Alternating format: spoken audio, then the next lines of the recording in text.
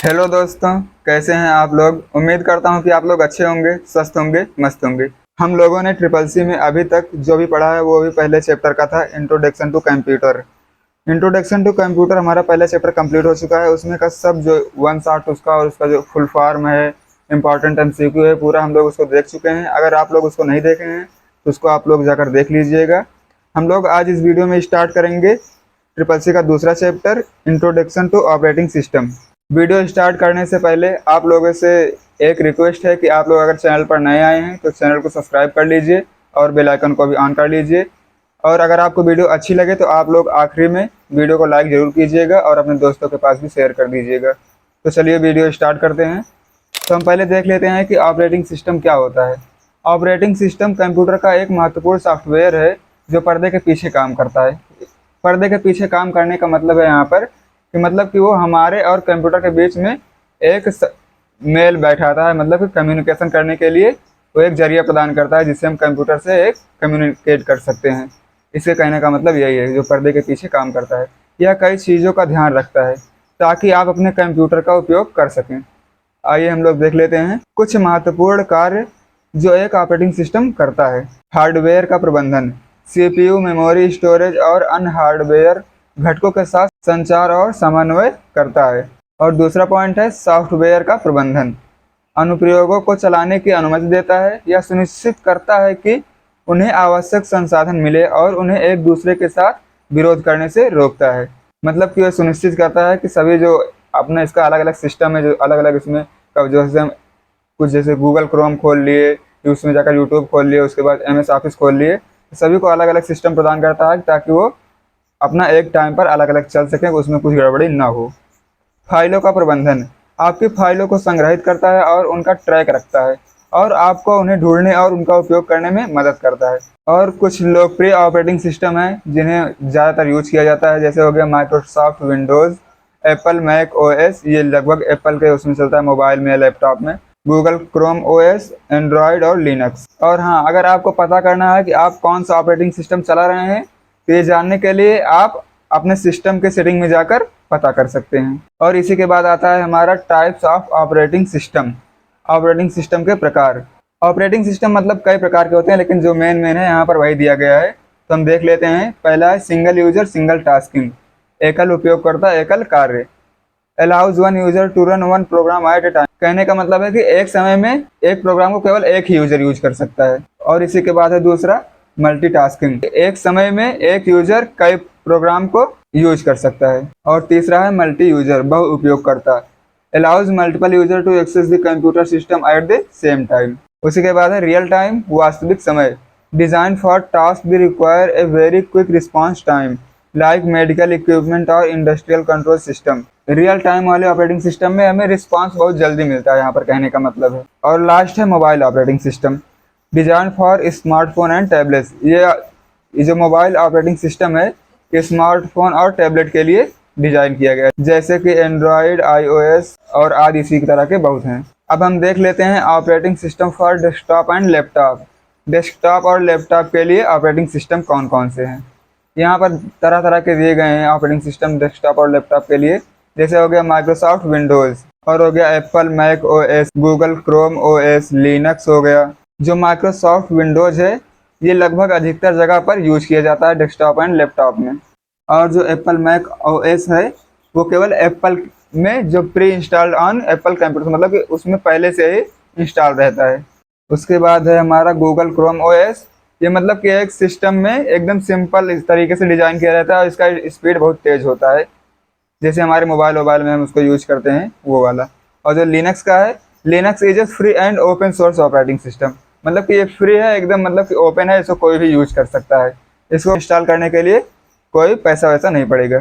और ये सबसे ज़्यादा विख्यात है सिक्योरिटी के लिए, स्टेबिलिटी के लिए, और इसमें तरह तरह के चेंजेस जो कर सकते हैं होता है उसके लिए। और इसी के बाद हम देख लेते हैं विंडोज ऑपरेटिंग सिस्टम। यहाँ पर जो जिसको अगर आप लोगों को हिंदी में पढ़ना है तो नीचे हिंदी में दिया है, इसको भी पढ़ लीजिएगा। अगर आप लोगों को इंग्लिश में चाहिए तो पूरा इसका इंग्लिश में है, आप लोग इसको देख लीजिएगा। और मैं इस जो पूरा इसका PDF है इस चैप्टर का, हर वीडियो के बाद उसका PDF अपने टेलीग्राम चैनल पर अपलोड कर दूंगा, उसका पूरा फाइल PDF। आप लोग वहाँ से जाकर उस PDF फाइल को प्राप्त कर सकते हैं। और मेरे टेलीग्राम चैनल का लिंक वीडियो के डिस्क्रिप्शन में दिया गया है, आप लोग वहाँ से जाकर चैनल को ज्वाइन कर लीजिएगा। विंडो ऑपरेटिंग सिस्टम, इसको हम लोग हिंदी में देख लेते हैं। माइक्रोसॉफ्ट द्वारा विकसित एक लोकप्रिय ऑपरेटिंग सिस्टम है जो डेस्कटॉप और लैपटॉप टैबलेट के लिए होता है। इसमें आइकन मेन्यू और विंडो वाला ग्राफिकल यूजर इंटरफेस होता है। इसे उपयोगकर्ता के लिए सुविधाजनक बनाने के लिए डिजाइन किया गया है। विभिन्न सॉफ्टवेयर और हार्डवेयर के साथ व्यापक रूप से संगत है। विंडोज 11, विंडोज 10 आदि सहित विभिन्न संस्करण उपलब्ध हैं इसमें। और जो लिनक्स का ऑपरेटिंग सिस्टम है उसको हम लोग देख लेते हैं नीचे हिंदी में। लिनक्स कंप्यूटर के लिए एक निःशुल्क और ओपन सोर्स ऑपरेटिंग सिस्टम है। इसे सुरक्षा और स्थिरता के लिए जाना जाता है। लिनक्स उपयोगकर्ताओं को उच्च स्तर का अनुकूलन प्रदान करता है। डेस्कटॉप, सर्वर और अन्य उपकरणों पर उपयोग किया जाता है। अगर आप लोगों को पता करना है कि लिनक्स का जो लोगो होता है ऑपरेटिंग सिस्टम का वो कैसे, आप लोग उस साइड में देख सकते हैं। और जो विंडोज का होता है उसको कैसे देखकर पता कर सकते हैं उसके लोगो से या उसके फिगर से, वो सब मैं वीडियो के देखिए साइड में दिया गया है, आप लोग उसको देखकर पता कर सकते हैं। और इसी के बाद है हमारा मैक ओएस। मैक एक ऑपरेटिंग सिस्टम है जो एप्पल कंप्यूटर पर पहले से इंस्टॉल आता है। यह उपयोगकर्ता के अनुकूल इंटरफेस, उपयोग में आसानी और एप्पल के सॉफ्टवेयर और उपकरणों के साथ घनिष्ठ एकीकरण के लिए जाना जाता है। और अगला है हमारा mobile and tablet operating system. Mobile and tablet operating system में आता है एंड्रॉयड, आईओएस, विंडोज फोन। तो हम लोग देख लेते हैं पहले एंड्रॉयड का। गूगल द्वारा विकसित एक ओपन सोर्स ऑपरेटिंग सिस्टम है। यह कई निर्माताओं के लिए विभिन्न फोन और टैबलेट पर पाया जाता है। iOS, यह एप्पल द्वारा विकसित एक क्लोज्ड सोर्स ऑपरेटिंग सिस्टम है। यह केवल एप्पल आईफोन और आईपैड्स के लिए है। विंडोज फोन, माइक्रोसॉफ्ट द्वारा फोन और टैबलेट के लिए विकसित एक ओएस। इसी के बाद जो अगला टॉपिक है वो है user interface for desktop and laptop. कहने का मतलब है कि जो यूजर इंटरफेस है उसमें कौन कौन सी चीज़ें हैं जो हमें दिखाई देती हैं, कौन कौन सी चीज़ें दी रहती हैं। उसमें दिया रहता है icon, menu bar, window, button, task bar, मतलब कि ऐसे बहुत चीज़ें हैं जो यहाँ पर देख लीजिए नीचे यहाँ पर पूरा दिया रहता है। ये सब यही है यहाँ पर user interface for desktop and laptop. और ये जो इसका यूजर इंटरफेस है ये इस तरह से इसलिए बनाया गया है ताकि हमें उपयोग करने में आसानी हो और हमारा जो काम है वो जल्दी हो सके। अगर आसानी रहेगी तो जल्दी हो जाएगा और उसको लगातार करते रहें, हमें कोई त्रुटि ना हो उस कार्य करने के लिए और देखने में भी हमें अच्छा लगे वो। और अगला टॉपिक है टास्क बार, कार्य पट्टी। यहाँ पर जो हमारा नीचे यहाँ पर आप फिगर देख सकते हैं जहाँ पर हमारा विंडो का आइकन रहता है और जो हम कार्य कर रहे हैं उसका नीचे उस एप्लीकेशन सॉफ्टवेयर का नीचे हमारा वो रहता है, उसका लोगो रहता है, कौन सा एप्लीकेशन हम चालू किए हैं।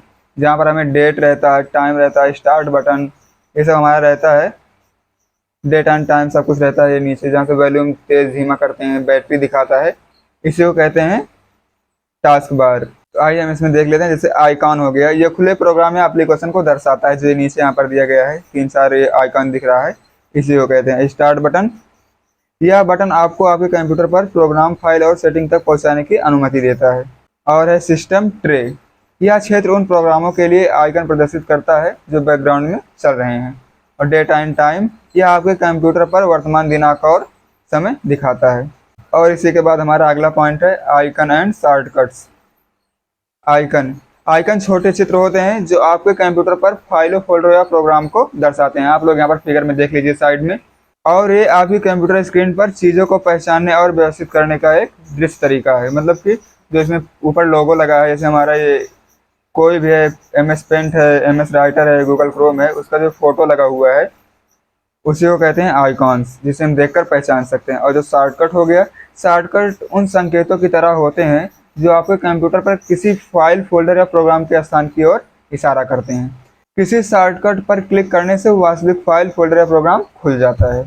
वे अक्सर उपयोग में आने वाली चीज़ों को जल्दी से प्राप्त करने का एक सुविधाजनक तरीका होते हैं। उन्हें खोजने के लिए विंडोज के माध्यम से नेविगेट करने की आवश्यकता के बिना, मतलब जो शॉर्टकट होता है, जो हमारा फाइल, जैसे हमारा कोई फाइल है पीसी के अंदर मतलब बहुत अंदर फाइल में सेव पड़ा है, उसको हम विंडोज़ के इसमें ऊपर लेकर आ सकते हैं। जैसे हमारा ये इसका इंटरफेस है पूरा विंडोज़ का, इसके ऊपर हम लाकर इसको शॉर्टकट में रख सकते हैं। उस पर जैसे ही टाइप करेंगे हमारा वो फाइल ओपन हो जाएगा। हमें फाइल के पूरा जो इसका डेस्कटॉप या लैपटॉप का पूरा सिस्टम है उसके अंदर जाकर ढूंढना नहीं पड़ेगा।